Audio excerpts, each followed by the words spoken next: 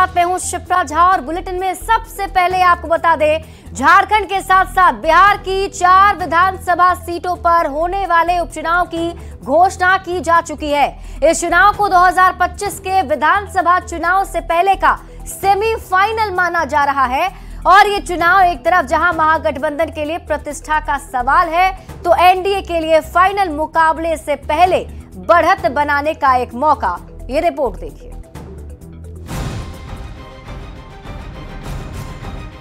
झारखंड विधानसभा चुनाव के साथ बिहार में 4 सीटों पर उपचुनाव की रणभेरी बज चुकी है। तमाम राजनीतिक दल चारों सीट पर अपना अपना सियासी चौसर फेंकने के लिए तैयार हैं। चुनाव आयोग ने दिन तय कर दिया है। 4 सीट पर 13 नवंबर को मतदान होंगे। भोजपुर की तरारी सीट पर वोटिंग होगी, कैमूर की रामगढ़ सीट पर वोटिंग होगी, गया की बेलागंज सीट पर वोट डाले जाएंगे। इसके अलावा इमामगंज सीट पर भी मतदान होगा। इन चारों सीटों में से 2020 में 3 सीट पर महागठबंधन जीती थी, जबकि इमामगंज सीट पर केंद्रीय मंत्री जीतन राम मांझी जीते थे। बिहार की 4 सीट पर होने वाले चुनाव को 2025 के चुनाव से पहले का सेमीफाइनल माना जा रहा है, लेकिन इसमें असली अग्नि परीक्षा महागठबंधन की है, क्योंकि ये उपचुनाव जनता के मूड को बताएगा कि बिहार में अगले साल क्या होने वाला है, क्योंकि इसमें से रामगढ़, तरारी, बेलागंज महागठबंधन की सीट थी। ऐसे में एनडीए के पास खोने को कुछ नहीं है, जबकि अगर महागठबंधन इन सीटों को नहीं जीत पाती है तो इससे जनता के बीच महागठबंधन के कमजोर होने का मैसेज जाएगा, जिससे अगले साल होने वाले विधानसभा चुनाव में महागठबंधन को मुसीबत झेलनी पड़ सकती है। जबकि दूसरी ओर एनडीए चारों सीटों पर कब्जा करने की कोशिश करेगी ताकि फाइनल चुनाव से पहले अपनी बढ़त बढ़ा सके। Bureau report, news 18 Bihar Jharkhand. तो बिहार की 4 सीट पर उपचुनाव का ऐलान हो चुका है। एनडीए ने दावा कर दिया है कि सभी 4 सीटों पर गठबंधन जीत दर्ज करेगी। एनडीए पूरी मजबूती से चुनाव लड़ेगी। और अभी 1 सीट इसमें हमारा है, मतलब हमारे एनडीए गठबंधन के वहां से विधायक थे इमामगंज से। 3 सीट जो है, चाहे वो बेलागंज हो, चाहे तरारी हो या रामगढ़ हो, ये सीट को विपक्ष के गोद से हमें छीनने की आवश्यकता है। अब बिहार में भी 4 विधानसभा का चुनाव है, वहां भी चौका मारेंगे। चारों की 4 सीट हम लोग जीतने वाले हैं। और देखिएगा, झारखंड में भी बेहतर प्रदर्शन हमारा, जो वहां 81 सीट है, जो चुनाव होना है, 2 चरण में चुनाव होना है, बेहतर प्रदर्शन करेंगे और हम लोग मिलजुल कर चुनाव लड़ेंगे। और बिहार के जो 4 सीट है उपचुनाव, इसमें भी हमारा एक ही लक्ष्य है कि चारों के चारों सीट जो है एनडीए की झोली में जाएगी। तो उपचुनाव के ऐलान के बाद सियासत तेज है। बीजेपी और जेडीयू का दावा है कि सभी 4 सीटों पर एनडीए की विजय पताका लहराएगी। तो आरजेडी का कहना है कि तेजस्वी यादव के नेतृत्व में महागठबंधन सभी सीटों पर जीत दर्ज करेगी। नेतृत्व में महागठबंधन पूरी मजबूती के साथ चारों विधानसभा, चाहे बेलागंज हो, इमामगंज हो, रामगढ़ हो या तरारी हो, चारों जगह पूरी मजबूती के साथ चुनाव मैदान में जाएगी और चुनाव में जीत दर्ज करेगी। फिर से बीजेपी के पार्टी कार्यालय में जोश का माहौल रहेगा, जश्न का माहौल रहेगा इन चुनाव नतीजों के बाद। वहीं कांग्रेस आरजेडी के लोग इस देश के संवैधानिक संस्था, कभी ईवीएम, कभी चुनाव आयोग पर ठीकरा फोड़ते नजर आएंगे। 4 सीटों के लिए किए गए घोषणा के बाद एनडीए इन सभी 4 सीटों पर बहुत ही मजबूती के साथ मैदान में उतरेगी और मुझे पूरा उम्मीद और भरोसा है कि एनडीए इन सभी सीटों पर अपने सहयोगी दलों के साथ तालमेल कर चुनाव को जीतने में सफल होगी। वहीं झारखंड में चुनाव के ऐलान पर तेजस्वी यादव का बयान भी सामने आ गया। तेजस्वी यादव ने कहा कि झारखंड में इंडिया अलायंस की सरकार है और इस बार भी बीजेपी को चुनाव में परास्त करेंगे। सीटों की संख्या पर कुछ दिन में फैसला भी हो जाएगा। और तेजस्वी यादव गिरिराज सिंह की स्वाभिमान यात्रा पर भी बरसते नजर आए। तेजस्वी यादव ने गिरिराज सिंह पर नफरत फैलाने का आरोप लगाया। जनरल इलेक्शन का घोषणा हुआ है, झारखंड का 2 फेज में हुआ है और 13 और 20 तारीख को चुनाव है।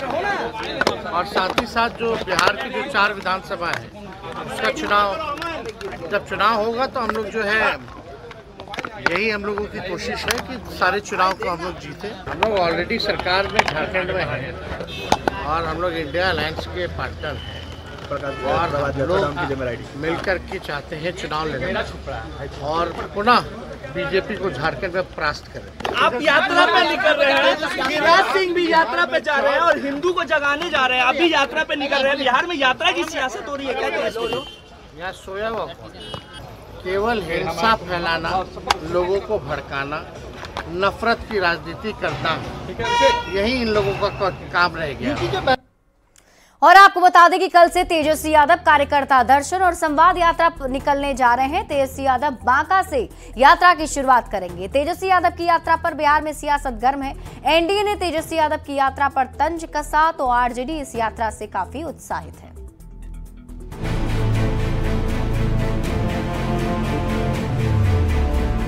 बिहार में यात्रा की सियासत जारी है। तेजस्वी यादव फिर यात्रा पर निकलने वाले हैं।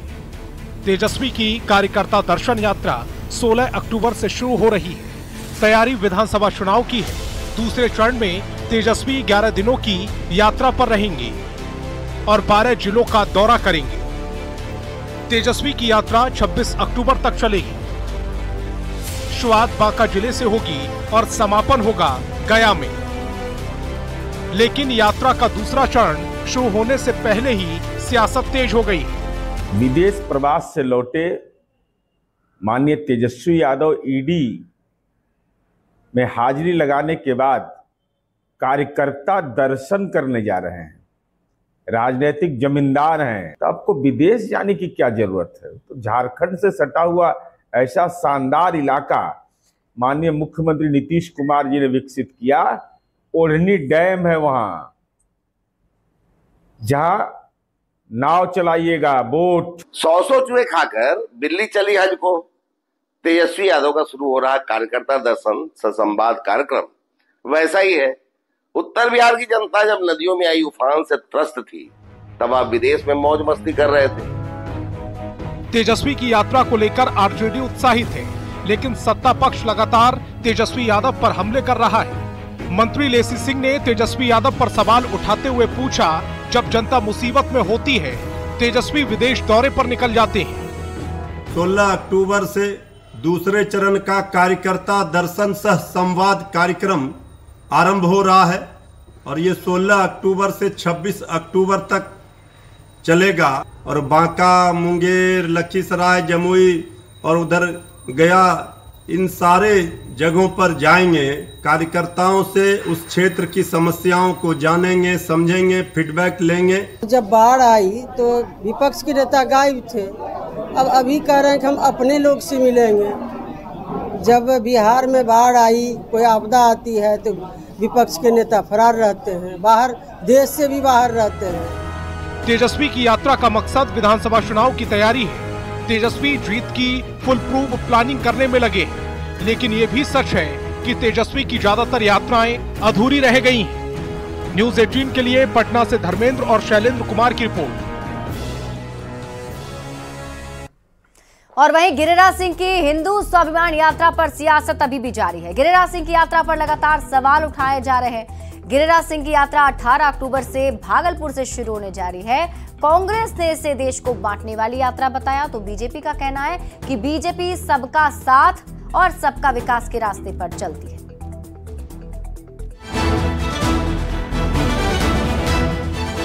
हमारा तो धार्मिक है, भारत के सनातनी एक हों।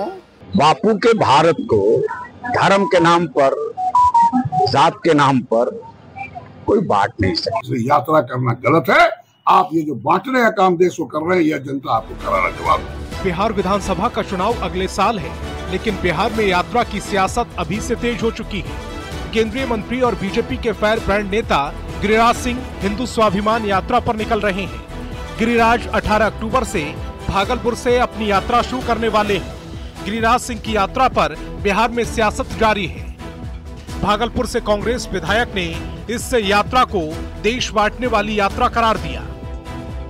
ये स्वाभिमान यात्रा आप राजनीतिक तौर पे कर रहे हैं, ये आपको जनता जवाब देगी, लेकिन सारे हिंदू स्वाभिमानी हैं ये आप चुनाव की राजनीति कर रहे हैं, ये आपका जनता आपको करारा जवाब देगी। इसलिए यात्रा करना गलत है। आप ये जो बांटने का काम देश को कर रहे हैं, यह जनता आपको करारा जवाब देगी। वहीं बिहार बीजेपी अध्यक्ष दिलीप जायसवाल गिरिराज की यात्रा से अनजान दिखे। गिरिराज सिंह की यात्रा पर उन्होंने कहा कि ये कौन सी यात्रा है, कैसी यात्रा, ये नहीं बता सकते, लेकिन बीजेपी ही एकमात्र ऐसी पार्टी है जो सबका साथ सबका विकास करती है।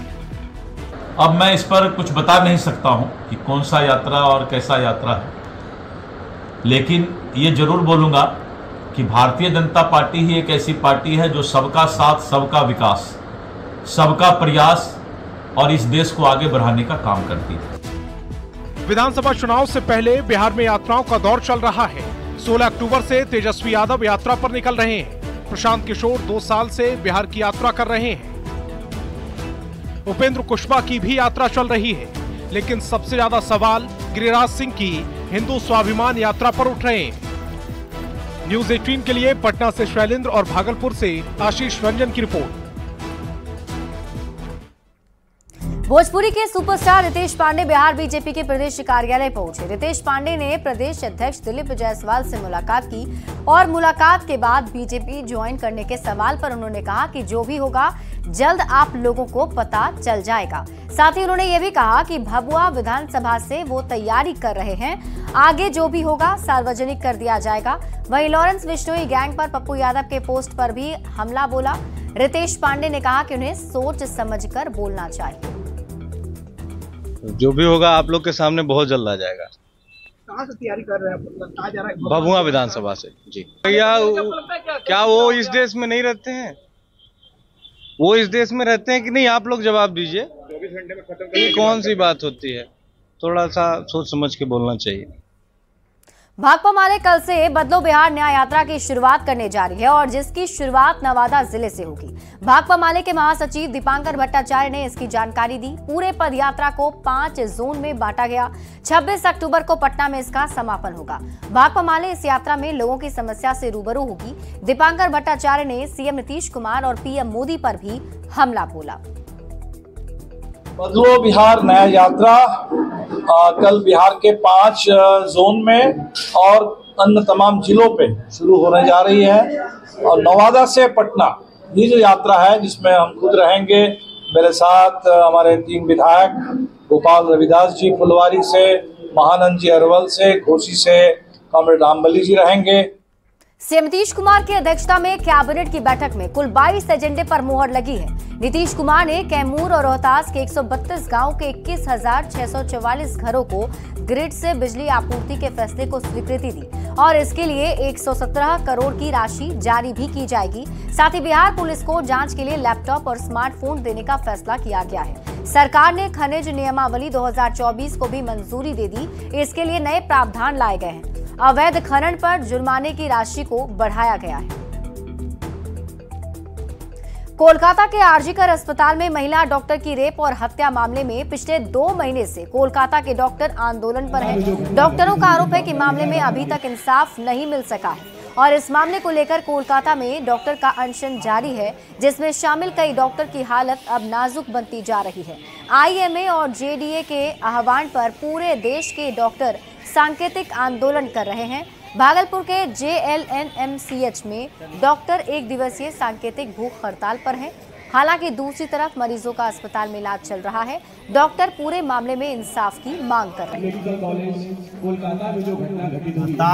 उस धरने प्रदर्शन को जारी किए हुए थे। आज 65 दिन होने के बावजूद भी कोई सरकार की तरफ से अभी तक कोई ठोस कार्रवाई देखने के लिए नहीं मिल रही है।